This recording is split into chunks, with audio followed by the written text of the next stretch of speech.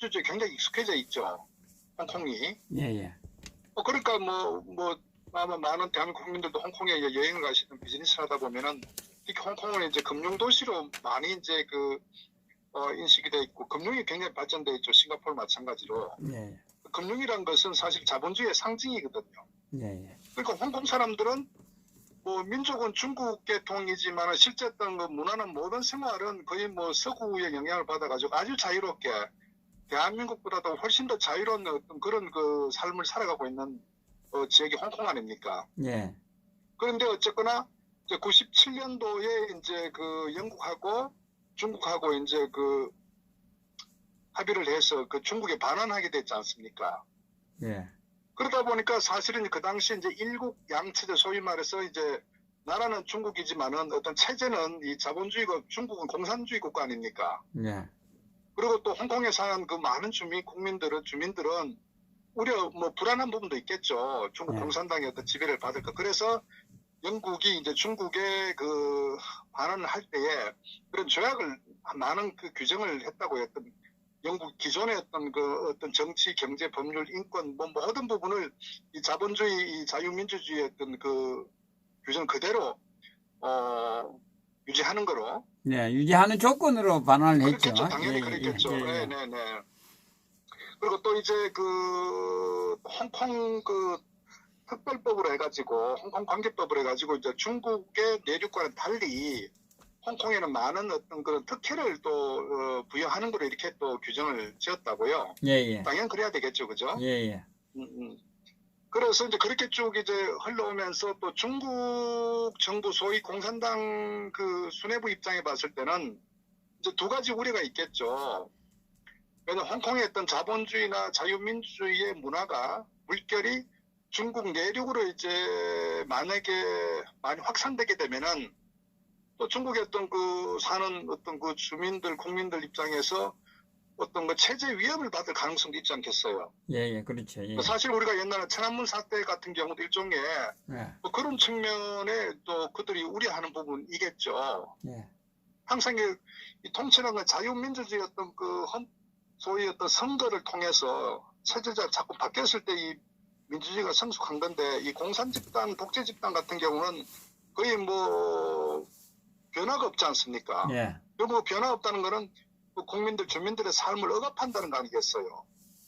그렇기 때문에 사실 이제 사회주의 공산주의 국가라는 거는 일반 국민 입장에서 매우 어떤 자유가 박탈되는 그런 이제 사회상을 우리는 이미 이제 북한이든 중국이든 과거 러시아든 동국 공산권도 많이 목격했었고 베네수엘라도 마찬가지고. 자, 그런 상황에서 이제 계속 홍콩 주민들은 이제 우려를 해왔는데 최근에 이제 어떤 사건 터졌냐면은 홍콩 국민인데 이 대만에 이제 여자친구와 같이 여행을 가가지고 거기서 여자친구를 살해를 했다고요. 예. 대만에서. 그래갖고 살해하고 이제 그 친구가 홍콩으로 이제 도피를 한 거예요. 예. 그런데 이제 거기에 대해서 이제 대만에서는 이제 어쨌거나 살인사건 났으니까 이제 그 사람을 이렇게 송환을 시키려고 하는데 문제는 이제 홍콩하고 이 대만하고 이제 범죄인 인도 조약이 체결되어 있지 않으니까 예.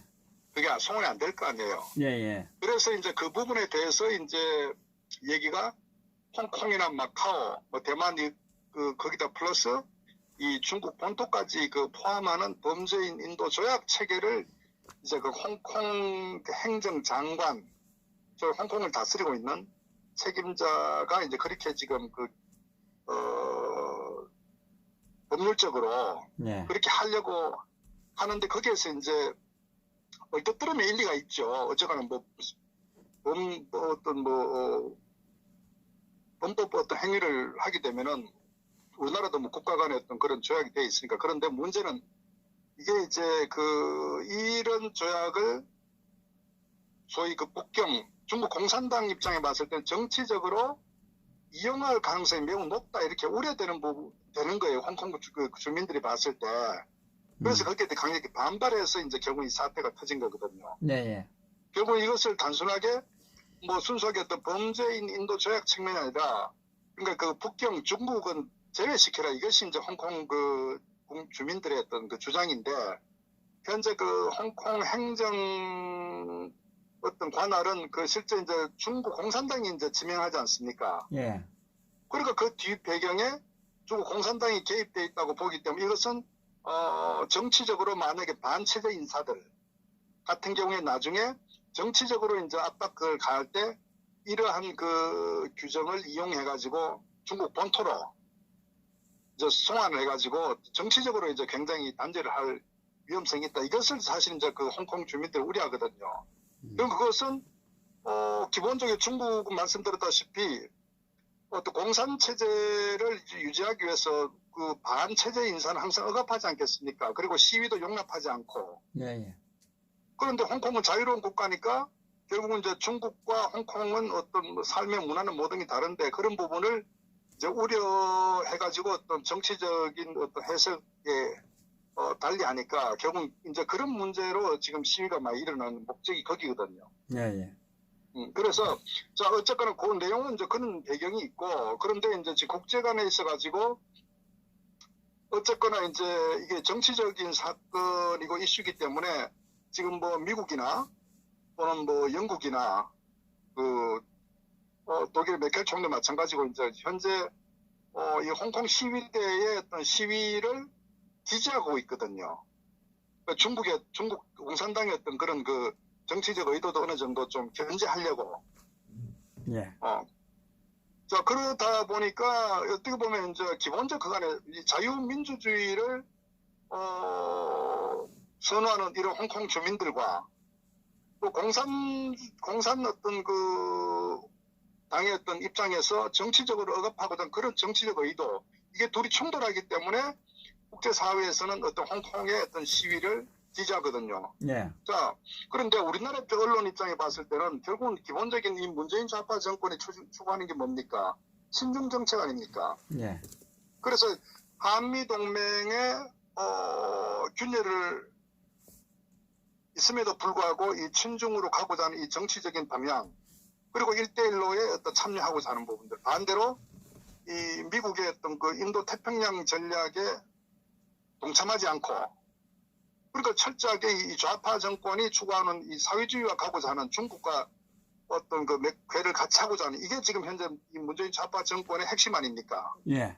그리고 거기에 또 어떤 홍보하는 기관이 지금 대한민국 언론 현 주소 아닙니까? 네. 그러니까 홍콩 어떻게 보면은 어떤 홍콩 주민들은 민주주의를 이제 주장하는 그런 어떤 시위인데 이게 이제 국내 보도가 되게 되면은 그 한국 정부에서도 홍콩의 어떤 시위대에 대해서 정치적 입장을 내놔야 될 수도 있거든요. 예. 그렇지 않습니까? 예, 예. 그럼 우리도 뭐 자유민주주의를 어떤 그 주장하는 홍콩 시위대에서 우리 대한민국 정부도 뭐 지지한다든가 뭐 이렇게 해야 되지 않겠어요? 만약 국제적인 흐름이 그렇게 흘러가면은 그런데 결국 그렇게 되면은 시진핑의 눈에 벗어나겠죠. 그러니까 결국 이런 부분을 보도를 굳이 아주 많이 하지 않는다면 그런 어떤 정치적 의도 배경이 있지 않느냐. 그러니까 현 정부가 매우 곤혹스러워진다. 뭐 저는 그런 관점에서 국내 언론이 이제 홍콩 어떤 그 이런 시위를 크게 확대 보도하자는 그런 배경이 있다. 저는 이렇게 보는 겁니다. 예. 뭐 거기에 뭐 중국, 뭐 북한 이렇게 다 얽히고 섞인 거 아니겠습니까?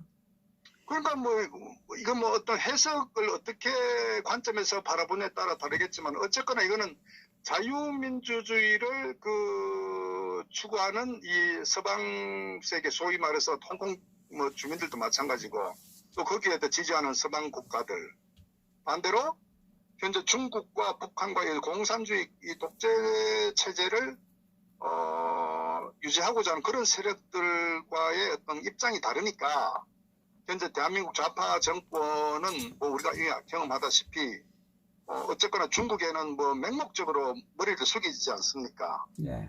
뭐 그런 차원이니까 당연히 확대 보도할 수가 없겠죠. 그리고 대한민국 국민들이 만약에 이 보도를 통해서 모두가 알게 되면은 홍콩 지금 천안문 사건 같은 마찬가지지만은 홍콩의 어떤 이런 뭐 오늘 한 150만 정도 아마 시위하시는 것 같은데 이 부분은 뭐 90년 홍콩 반환 이후에 최대 어떤 홍콩 국민들이 모여서 시위한 거 아니겠습니까? 다 들고 일어났다 해도 과언이 아니죠. 뭐 700, 그렇죠. 700, 뭐 6만 명인가 이렇던데. 사실 인구가. 홍콩 같은 조그맣던 그 도시국가에서 그 100만, 150만 사실 다 놓은 광화문 놓은 거지, 다 놓은 거예요. 사실. 그러니까 광화문 광장에 다 모아봐야 10만 되겠습니까? 뭐 촛불 얘기가. 그런데 실질적으로 이제 그 100만, 150만이 모였다는 얘기는 아마 뭐 저도 홍콩을 자주 가지만은 거의 뭐 다 덮었다고 봐도 과언이 아닐 정도로 그만큼 굉장히 심각한 상황이거든요. 근데 어떤 의미에서 역설적으로 홍콩 그 주민들은 그 중국 공산당의 어떤 그런 그 독재 또 어떤 인권과 이 자유를 억압하고자 하는 이런 부분에 상당히 우려를 하고 있다. 이렇게도 우리가 아마 그만큼 많은 인원이 모였다는 것은 뭐 심각성을 아마 인식하지 않겠나 저는 그렇게 봅니다. 그래서 결국 이것은 대한민국 국민들도 현재 그 문재인 좌파 정권이 추구하고자 하는 이 남북 간의 어떤 뭐 연합, 뭐 통합이겠지만은 뭐 명목 어떤 허울은 좋지만은 그런 어떤 의미 자신들은 그렇게 주장하지만 실질적으로 그건 아주 이 사회주의와 가고자 하는 매우 위험한 그런 의도가 있지 않습니까? 그래서 어떤 이런 홍콩 사태를 보면서 저는 우리 대한민국 국민들도 좀 깨어났으면 좋겠다. 결국은 남의 얘기가 아니고 대한민국의 미래가 향후에 이 중국에 예속되고 또 김정은의 어떤 이 사회주의와 연방제에 관한 거기에 계속 휘말려 갈 경우에는 대한민국도 아마 저는 매우 위험한 상태로 빠진다. 이 부분을 홍콩 사태를 교훈으로 우리가 좀 살펴볼 필요가 있겠다. 이렇게 말씀드리고 싶습니다. 예. 지금 홍콩 같은 경우에는 방송을 안 한 이유도 지금 사실상 이 태극기 집회하고도, 그죠? 태극기 집회의 어떤, 확산. 그런 것도 우려가 돼서 방송을 안 할 수도 있지 않겠습니까? 결국은 현재 아시다시피 현재 이 좌파 정권은 방향성이 명확하지 않습니까? 이 한미동맹을 완전히 정말 파탄시키려고 하고 맹목적인 북한 친북적 어떤 행태를 띠고 또 친중의 행태 이것이 지금 현 좌파 정권의 어떤 불변의 어떤 노선이고 방향 아닙니까? 예. 그러다 보니까 어떤 그들의 어떤 저런 시나리오에 반하는 어떤 외적인 어떤 상황들 또 국내에서 벌어진 태극기 어떤 이 투쟁도 마찬가지죠. 결국은 이런 부분들이 국민들에게 많이 알려지게 되면 자신들의 어떤 설 자리가 매우 위협을 받는다는 얘기예요. 네. 소위 어떤 저들이 추구하고자 하는 그런 시나리오에 타격을 받기 때문에 거기에 반하는 어떤 소재거리는 전부 차단하려고 하는 거죠. 그렇기 때문에 언론이 지금 통제하고 태극기 집회 투쟁에 대해서는 일절 거의 보도하고자 하고 하더라도 어저께도 아마 그런 얘기 있었을 거예요. 아마 U20 월드컵 중계 같은 경우도 광화문에 대한민국당 텐트 때문에 안전성 문제도 결국은 그것도 정치적으로 결국은 이제 아주 나쁘게 국민들에게 인식시키는 그런 정치적 의도 때문에 그러지 않겠어요. 그러니까 이 좌파 정권은 자나깨는 어쨌거나 김정은 시진핑 나라를 팔아먹으려고 하는 나라를 사회주의와 공산주의가 가고자 하는 그 어떤 목적 외에는 아무것도 없는 것 같아요. 경제가 망가졌다. 한미동맹이 무너졌던 그건 안중에도 없다. 오로지 어떤 친북적 행태 그것이 현재 현 좌파 정권의 어쨌거나 정치적 의도고 그로 인해 가지고 모든 상황들이 거기에 맞춰가지고 전개되고 있다. 이렇게 우리가 좀 이해를 하면 좋겠죠. 예. 그 정도로 하면 이해하실 것 같아요. 지금 저는 이 사실상 홍콩보다 대한민국이 더 심각하다. 이런 생각을 하는데, 우리 박사님은? 그렇죠. 사실 전 대한민국은 여러 측면에 있어서도 매우 심각하죠. 사실은 이 경제적인 측면도 이게 70년간 정말 피땀 흘려가지고 우리나라 어떤 경제 체제를 완전히 바꾸고 세계적인 경제 강국, 10대 강국을 만들어 놨는데, 그거 자체가 이제 허물어져 버리는 상황이 됐고, 그게 그 회복하기가 매우 어렵거든요. 한번 이렇게 무너지면. 경쟁이 워낙 치열한 상태이기 때문에. 예, 예. 사실 뭐 그것도 경제는 먹고 사는 매우 심각한 문제고, 또 그보다 더 심각한 것은 이 대한민국의 어떤 국방 안보가 무너져 버렸다는 거. 그것이 사실 대한민국 생존 자체가 굉장히 위태로운 상황이기 때문에 그걸 바치고 있는 게 한미동맹이거든. 예. 한미동맹이 완전히 그 균열이 돼버린, 사실은 어떤 그 정보가 교류가 되지 않고 있잖아요. 예. 그러니까 미국에서 어떤 그 고급 정보를 이 좌파 정권에 그 제공하지 않고 있잖아요. 그만큼 현재 대한민국이 위기 상황이기 때문에 이건 뭐 일반 국민들은 뭐 상상 못할 정도로 사실 심각한 상황으로 지금 전개되고 있다. 그것이 지금 뭐 저도 매우 우려되는 부분이고, 과연 회복이 가능할까 하는, 저는 뭐 이게 단순하게 뭐 예를 들어 지금 막 문재인 좌파 정권이 경제를 망치던 국가안보를 정말 나락으로 몰고 간다고 하더라도 이게 단기에 회복되면 어떻게 좀 뭐 우리가 감수한다고 하지만, 문제는 제가 봤을 때는 이게 회복 물론 아마 어떻게 십수년이 걸릴 수도 있는 상황이 아니냐, 저는 그 부분을 매우 지금 심각하게 바라보고 있는 거죠. 사실 일본 같은 경우도 뭐 80년, 90년대부터 잃어버린 20년 해가지고 일본 경제가 완전 붕괴됐거든요. 그게 회복하는데 사실 20년이 넘게 걸렸다고요. 저는 뭐, 근데 일본 저는 아까 방송하기도 그랬습니다. 지금 2년 동안 30년 후퇴했다. 저는 이렇게 실물 경제가, 예, 예. 뭐 저는 뭐 상당 부분 제가 동의하는 부분 같아요. 이게 왜냐면은 뭐 대기업, 우리나라 구조는 경제는 뭐 대기업이 이렇게 그 수출 주도형으로 이제 경쟁을 해나가는 구조인데, 지금 워낙 치열한 그 경쟁을 하고 있는 상태인데, 그게 한 1년, 2년만 이렇게 투자가 이루어지지 않고 또 M&A를 한다고 해갖고 글로벌 경쟁에서 정말 치열하게 싸움을 벌이고 있거든요. 뭐 모바일 같은 경우도 이미 중국은 뭐 화웨이쪽 다 이렇게 샤오미 같은 데 다 아예 그냥 넘어가 버렸잖아요. 그러니까 그만큼 이 투자, 국제 경쟁에서 기업들의 어떤 그 하루하루가 매우 중요한데, 거의 뭐 이재용이 발목을 완전히 잡아버렸고, 뭐 또 대기업들 완전히 그 투자를 못하게 하고, 지금 뭐 국민연금 이용해갖고 경영권을 지금 뭐 위협하는 이런 상황으로, 그러니까 경제를 정치적 이념으로 완전히 얽어매가지고 꼼짝 못하게 만들어버리니까, 그러니까 어떻게 이게 뭐 경제가 살아나겠어. 그러니까 해외로 다 나가버리고. 그 상태가 되니까, 제가 볼 때 이거 회복하기가 매우 쉽지 않다. 저는 이렇게 판단을 하고 있죠. 뭐 그게 더해가지고 뭐 소상공인하고 중소제조업체들은 이미 뭐 30% 이상 굳어나버리고.